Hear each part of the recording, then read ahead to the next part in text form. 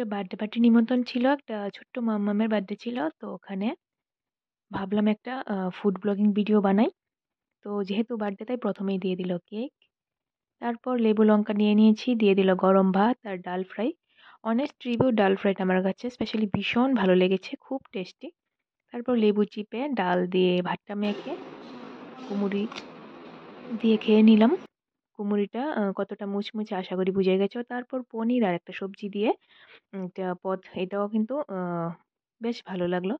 আর ডিমের কালিয়া এটা, এটা আমি আগে কোনোদিন ডিমের অনেক রকম রেসিপি খেয়েছি, এটা কিন্তু খাইনি। এটাও অন্যরকম লাগলো, নতুন একটা এক্সপিরিয়েন্স। আর কাতলা মাছের পেঁয়াজি, এটা কিন্তু একদম ঘরোয়া টাইপ লাগলো, খুব ভালো লাগলো। তারপর দিয়ে দিল পাঁপড়।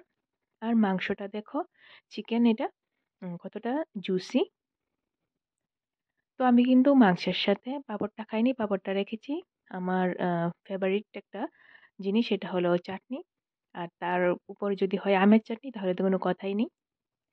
তো আমের চাটনি দিয়ে পাঁপড় দিয়ে খেয়ে নিলাম মন ভরে, যেটা আমার মাছ মাংসের থেকেও অনেক বেশি ভালো লাগলো। আর লাস্টে আইসক্রিম দিয়ে দিল। ভিডিওটা কেমন লাগলো জানিও।